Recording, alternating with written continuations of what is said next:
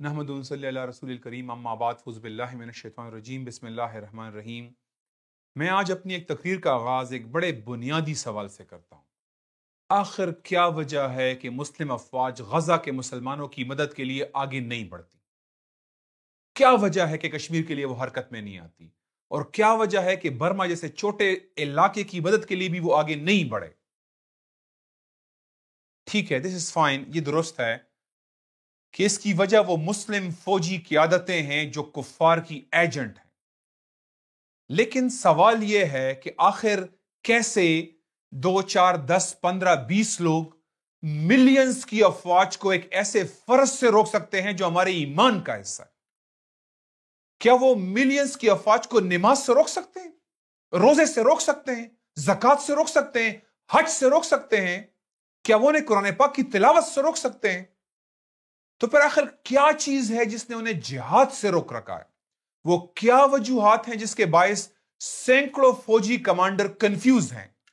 وہ کون سے کفل ہیں؟ وہ کون سے پنجرے ہیں؟ وہ کون سے obstacle ہیں جس کے باعث یہ ایجنٹ کی عادت ملینز کی افواج کو جہاد سے روکنے میں کامیاب ہو پاتی ہیں اور سینکڑوں فوجی کمانڈر غزہ کے لیے حرکت نہیں کرتے؟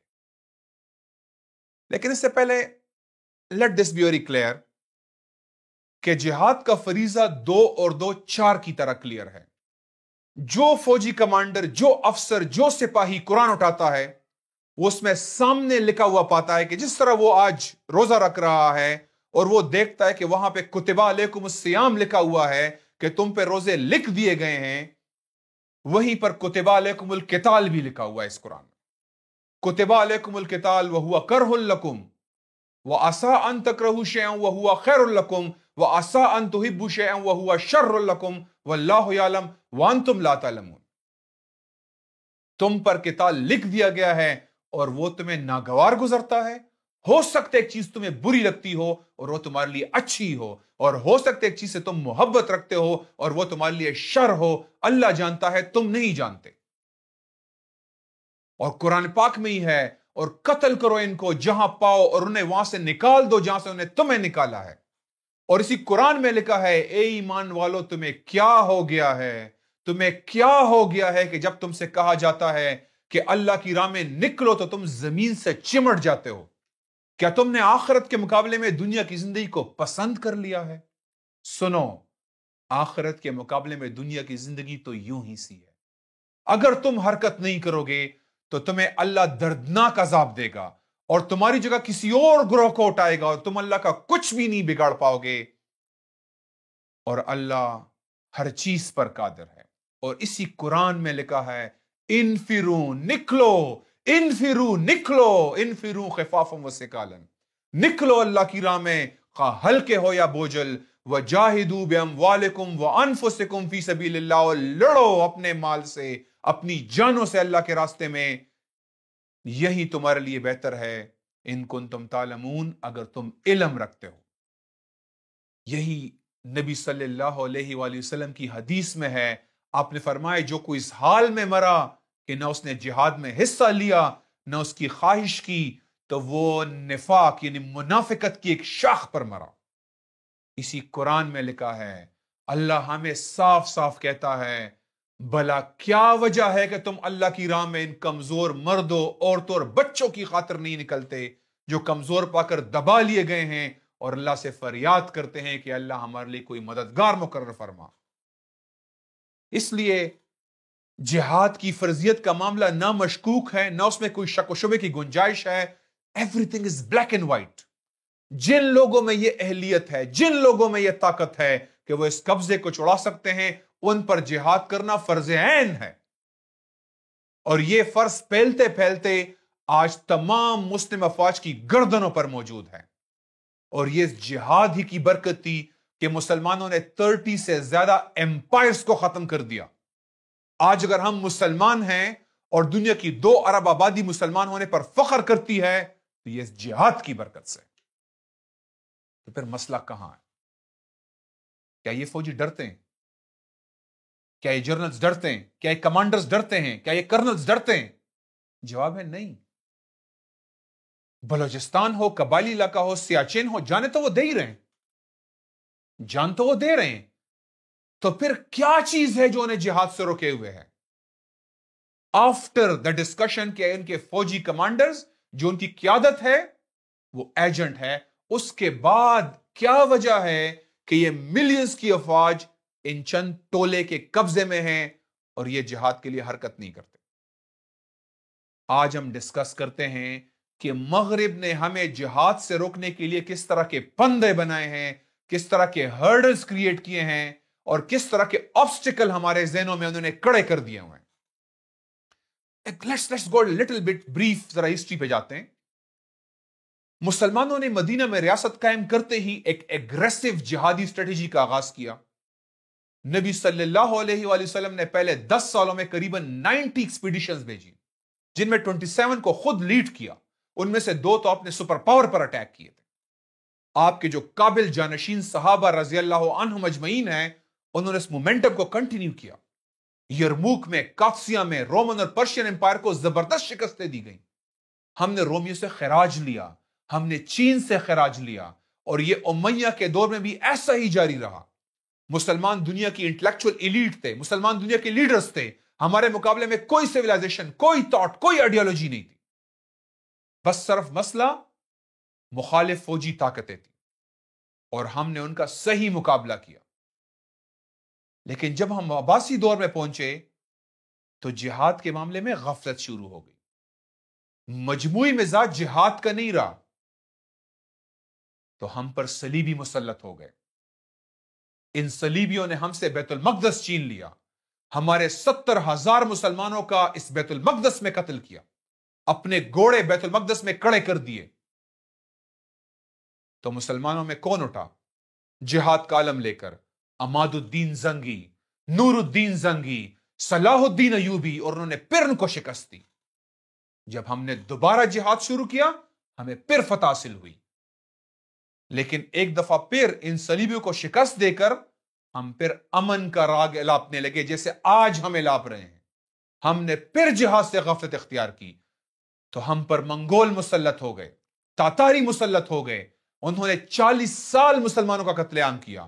چنگیز خان، ہلاکو خان نے 6 ہفتے تک بغداد میں 17 لاکھ مسلمانوں کو قتل کیا، عزتیں پامال کر دی، 5 صدیوں کی علم کی میراث کو دجلہ و فرات میں بہا دیا۔ دجلہ و فرات پہلے کالا ہو گیا اس سیاہی سے، اور پھر خون سے سرخ ہو گیا۔ دنیا کے جو جیول آف دا کراؤن تھا وہ خاک کر دیا گیا۔ نیشاپور، حلب، ہرات، سمرقند، بلخ، ہران سب برباد کر دیے گئے۔ کیوں؟ مسلمانوں نے جہاد سے کنارہ کشی اختیار کی۔ تو بتائیں مجھے، آج ہمارا حال کوئی مختلف ہے؟ ہمارا حال مختلف ہے اس سے؟ مسلمانوں نے دوبارہ اس بات کو سمجھا اور دوبارہ جہاد کے جذبے کے ساتھ اٹھے۔ مصر میں قطز اور بیبرس نے عین جلوت میں انہیں شکست دی۔ ہندوستان میں خلجیوں نے 5 بار منگولوں کو شکست دی۔ اس کے بعد برقع خان جو خود منگول تھا، اس نے ہلاکو خان کو شکست دی، اور پھر التغرل، عثمان، انہوں نے جہاد کا علم بلند کیا، اور منگول یہ خانات جو تھے ان کو جہاد میں انگیج کیا، اور آخر میں ہم نے اس افریت سے جان چھوڑائی۔ لیکن عثمانیوں نے اس کے بعد الحمدللہ جہاد سے کبھی پیچھے نہیں ہٹے۔ انہوں نے 600 سال جہاد کا حق ادا کیا۔ وہ ویانا کے بارڈر پر پہنچے، وہ لندن سے 200 کلومیٹر دور رہ گئے، انہوں نے بالکان کو جوڑا، انہوں نے مشرقی روم کو تباہ برباد کر دیا۔ یہ سلطان محمد فاتح تھے جنہوں نے رسول اللہ صلی اللہ علیہ وآلہ وسلم کی عظیم بشارت حاصل کی۔ کیا ہوگا وہ لشکر اور کیا ہوگا وہ امیر؟ اس حدیث کی سعادت حاصل کرنے کے لیے مسلمانوں نے 23 حملے کیے قسطنطنیہ پہ۔ آج ہم 23 بار IMF کی چوکٹ پر حاضری دے چکے ہیں۔ ہم نے قسطنطنیہ، جس کو کنسٹنٹین نے 4th سینچری میں تعمیر کر کے مشرقی روم کا، بازنطینیوں کا مرکز بنایا تھا، اس کو اسلامبول بنا دیا تھا ہم نے۔ عثمانیوں کا الجزائر کا والی 17 سینچری میں امریکہ، USA، united state of America اس کو خراج ادا کرتا تھا کہ عثمانی نیوی ان کے جہازوں پر حملہ نہیں کرے گی۔ امریکہ 6,42,000 سونے کے سکے اور 12,000 سالانہ کا خراج دینا اس نے قبول کیا۔ اس نے عربی زبان میں ہم سے کنٹریکٹ کیا تھا خراج دینے کا۔ یہ عثمانیوں کی فوج تھی جس کو مغرب میں ناقابل شکست سمجھا جاتا تھا. سلیمان القانونی کا نام لے کر مائیں اپنے بچوں کو ڈراتی تھی. اور یہ وہ خوف تھا عثمانیوں کے جہاد کا جس کے باعث یورپ نے فکری سازشوں کا جال بننا شروع کیا، کیونکہ وہ صلیبی جنگوں میں ہمیں شکست نہیں دے سکتے تھے. اور یہ جال کیا تھے؟ یہ جال ذرا نوٹ کریں. یورپ کے اندر 30 سالہ جنگ کا اختتام 1648 میں ہوا اور اس کا اینڈ میں پیس آف ویسٹفیلیا پہ ہوا. اس معاہدوں کے ذریعے یورپ نے کوشش کی کہ وہ آپس میں جنگوں کا خاتمہ کریں تاکہ وہ عثمانی خلافت کا مقابلہ کر سکیں. اور اس ٹریٹی کے ذریعے قومی ریاست، نیشن سٹیٹ کا آئیڈیا اس نے جنم لیا. ہم مسلمان قومی ریاستوں کو نہیں جانتے تھے، نہ ہم مانتے تھے. ہمارے لیے مقدس بارڈر کا مطلب جہاد کا خاتمہ ہے. ہم اسے کیسے قبول کر سکتے تھے؟ لیکن مغرب نے اپنی سوچ کو ہم ایکسپورٹ کیا اور کولونیل ایرا میں اسے ہم پر تونپ دیا. حالانکہ 1648 میں انہیں خود اس نظریے کو پیش کیا، لیکن اگلے 300 سال آپس میں لڑتے رہے. پوری دنیا کو انہوں نے کالونیز بنایا. تو یہ اصول یورپ کے اندر موجود رہا، لیکن مسلمانوں کے بارڈر مقدس نہ ٹھہر سکے. اور آج بھی یہ حال ہے کہ ہم ان بارڈروں کو پار نہیں کر سکتے. یہ ہے مغرب کا وہ پندہ جس نے آج ہمیں گھیر رکھا ہے.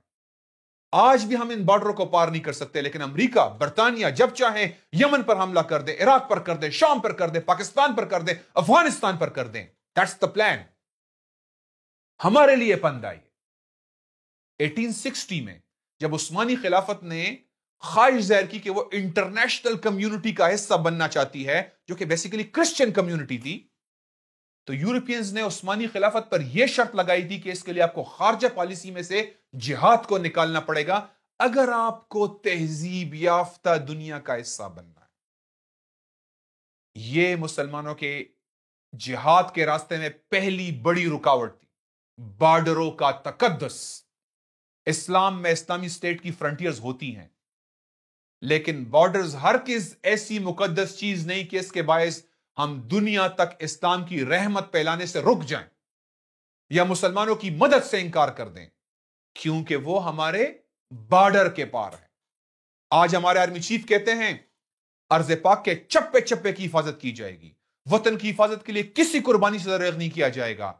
یہ ہے وہ نحوست جو مغرب نے ہم پر نافذ کی ہے کہ بارڈر پار ہماری آنکھیں دھندلا جائیں اور ہمیں اللہ کا حکم نظر نہ آئے. پہلی جنگ عظیم کے بعد لیگ آف نیشن بنی، جس کا مقصد کیا تھا؟ مسلمانوں کی زمینوں کا بٹوارا. اس بٹوارے کے ذریعے ہمیں چھوٹے چھوٹے ٹکڑوں میں تقسیم کر دیا گیا. عثمانی خلافت جو مسلمانوں کی محافظ تھی اس کو ختم کر دیا گیا، اور یہ 4 استعماری ملک، امریکہ جس کے پاس فلپائن، پاناما کی کالونیز تھی، برطانیہ، فرانس جو تقریباً پوری باقی دنیا پہ قابض تھے، اٹلی اور جاپان صرف آبزرور تھا. یہ 4 ملک، یہ وہ ایلیٹ کلب تھا جو دنیا کے لیے رولز بنا رہے تھے. ان لوگوں نے دنیا کے لیے انٹرنیشنل لا بنایا اپنے فائدے میں. اور پھر 1945 میں جب اقوام متحدہ بنی، اس وقت یاد رکھے دنیا میں صرف 45 ساورنز تھے. ان میں یہ مصر، اردن، سعودی عرب جیسے ساورنز بھی تھے جو کہ استعمار کے کنٹرول میں تھے. یہاں پہ 5 ملکوں کو ویٹو پاور حاصل ہوئی، اور وہی کرسچن کمیونٹی میں باقی دنیا کو شامل کر کے مغربی استعمار اور غلبے کو ایک پکا رنگ دے دیا گیا. یہ ہے وہ سیکنڈ رکاوٹ جس نے ہمارے مسلم فوجی کمانڈروں کو مغلوب کیا ہوا ہے، جس سے باہر وہ سوچنے کی طاقت نہیں رکھتے. وہ بھول گئے ہیں کہ نبی صلی اللہ علیہ وآلہ وسلم نے روم اور فارس کے ورلڈ آرڈر کو تہس نہس کر ڈالا تھا. اسلام اخلاقی پیمانوں سے بڑھ کر کسی انٹرنیشنل لا کو نہیں مانتا. اخلاقی پیمانہ جیسے سفیر کو نہ مارنا، اور یہ پیمانے بھی صرف ریامہ کی طاقت سے نافذ ہو سکتے ہیں. آخر میرا سوال یہ ہے کہ اگر ایک سپر سٹیٹ موجود ہے تو اس میں کوئی آزاد ملک کیسے ہو سکتا ہے؟ UN کے نیچے آزادی تو ختم ہو گئی، یہ تو غلامی ہے. اور اسلام تو خود ورلڈ آرڈر ہے، وہ کسی اور ورلڈ آرڈر کی غلامی کیسے قبول کر سکتا ہے؟ تو یہ کیسے مسلم فوجی کمانڈر ہیں، اور یہ کیسا کلمہ ہے جو تم پڑھتے ہو جس میں لا الہ ہی نہیں ہے؟ یہ کیسی توحید ہے اور یہ کیسا آپ کا ایمان ہے جو طاغوت کے سامنے جھکتا ہے؟ یہ ہے وہ سیکنڈ ٹریپ، انٹرنیشنل لا۔ پہلا ٹریپ مقدس بارڈر، دوسرا ٹریپ انٹرنیشنل لا اور یو این، تیسرا ٹریپ جو ویسٹ نے ہمیں ڈالا اور وہ یہ ہے کہ خارجہ پالیسی کے مقصد اکنامک انٹرسٹ ہوتے ہیں، کوئی آئیڈیالوجیکل ٹارگٹ نہیں ہوتا۔ ہمیں بتایا گیا کہ ویسٹ بھی تیل کی دولت کے پیچھے دنیا میں جاتا ہے، صرف لوٹ مار کے لیے جاتا ہے، لیکن ایسا نہیں ہے۔ ویسٹ جب ایسے ملک میں گیا جہاں پہ آئیڈیالوجیکل چیلنج موجود تھا جیسے اسلام، وہاں ان کا سب سے زیادہ فوکس لوگوں کو سیکولرزم، ڈیموکریسی، کیپٹلزم اور لبرٹیز کی طرف لے جانے میں لگا۔ معاشی دولت تو اس کے مفت کے ثمرات ہیں، ہاں جہاں آئیڈیالوجیکل چیلنج نہیں تھا جیسے افریقہ، وہاں انہوں نے لوٹ مار پر فوکس کیا۔ اسلام کی خارجہ پالیسی آئیڈیالوجیکل ہے، دعوت و جہاد۔ ہم لوٹ مار کے لیے نہیں جاتے، ہم دنیا کے وسائل لوٹنے نہیں جاتے۔ اگر یہ کرتے تو ہمارا مدینہ دولت کا مرکز ہوتا، لیکن ہمارے مرکز کون تھے دولت کے؟ وہ علاقے جو ہم نے فتح کیے وہ دولت کے مرکز تھے۔ ہم نے ان علاقوں کو اپنی ریاست کا حصہ بنایا، ہم نے ان کو ایسا ڈیولپ کیا کہ وہ باقی شہروں کے برابر یا اس سے آگے پہنچ گئے۔ آج ہماری خارجہ پالیسی کا ہدف اکنامک کنیکٹیوٹی ہے، اکنامک ہب بننا ہے، معاشی معاہدے حاصل کرنا ہے، یورپ سے جی ایس پی سٹیٹس لینا ہمارا ہدف ہے، خاص کے لیے رسول اللہ صلی اللہ علیہ وآلہ وسلم کے ناموس پر کمپرومائز کیوں نہ کرنا پڑے۔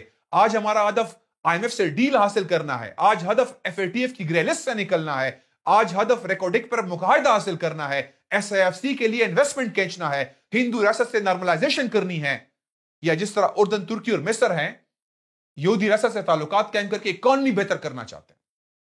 اسلام اور اسلامی ریاست کا مقصد انسانیت کو کفر کے گڑھے سے نکال کر اس رحمت کی جانب لانا ہے تاکہ کروڑوں ہندوؤں کو ہم دین کی طرف لے جا سکیں جو ذات پات کے نظام کے اندر جکڑے ہوئے ہیں۔ ہم ان سرمایہ نظام کے ظلم میں جو ویسٹ کا انسان پسا ہوا ہے، جو 30 اور 50% ٹیکس دے رہا ہے، اس کو ظلم سے نجات دلانا، یہ ہمارا مقصد ہے۔ دس از دا آبجیکٹو۔ پھر مغرب نے ہمیں ایک اور باور کرایا، نیکسٹ ٹریپ، فورتھ، جس کو مسلمانوں کے ماڈرن اسکول آف تھاٹ نے بھی ایکسپٹ کر لیا، جو ویسٹ نے ہی کریٹ کیا تھا، کہ جہاد از اونلی ڈیفینسو۔ اور پھر ڈیفینس سے ہی بات آگے چلی گئی اور کہا کہ نان اسٹیٹ ایکٹر کا جہاد دہشت گردی ہے۔ ان کو فتوے بھی مل گئے، اس لیے نہ فوج جہاد کرتی ہے اور پرائیویٹ جہاد دہشت گردی ہو گیا ہوا۔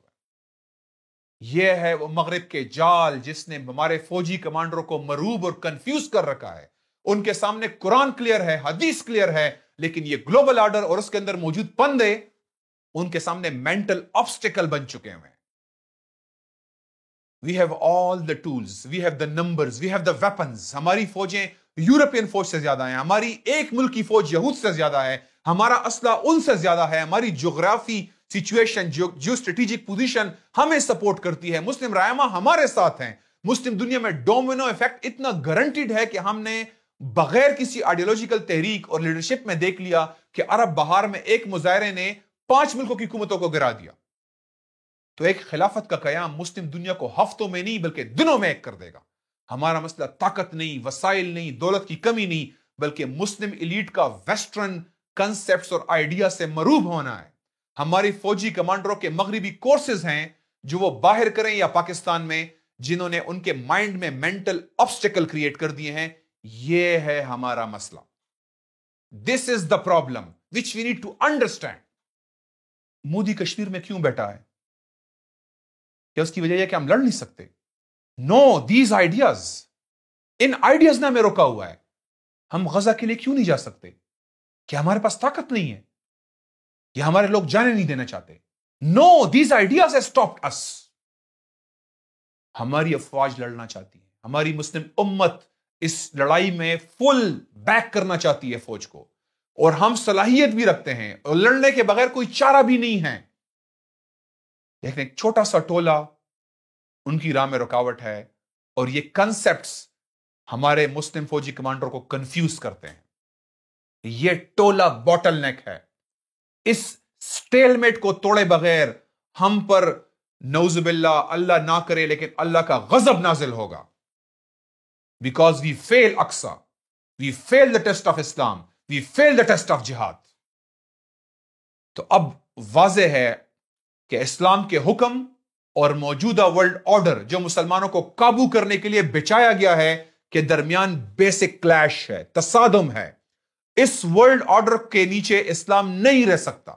اس کے نیچے ہم اپنی دین کی بنیادوں پر کمپرومائز کرنے پر مجبور ہوں گے.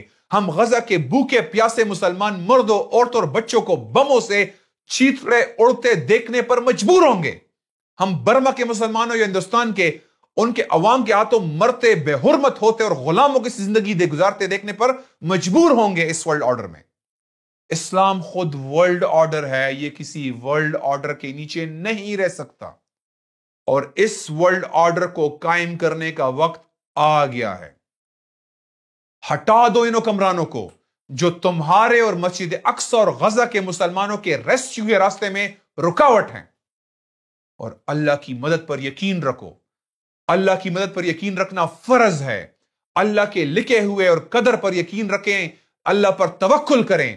اللہ سبحانہ وتعالیٰ قرآن پاک میں سورہ حج آیت نمبر 15 میں فرماتا ہے، جو شخص یہ گمان کرتا ہے کہ اللہ دنیا اور آخرت میں اس کی کوئی مدد نہیں کرے گا، تو اسے چاہیے کہ ایک رسی کے ساتھ آسمان میں شگاف لگائے اور پھر اسے کاٹ ڈالے، پھر دیکھ لے کہ اس سے اس کی جھنجھلاہٹ، ناگواری اور غصہ ٹھنڈا ہوتا ہے کہ نہیں ہوتا. وما علینا الا البلاغ المبین. صدق اللہ العظیم.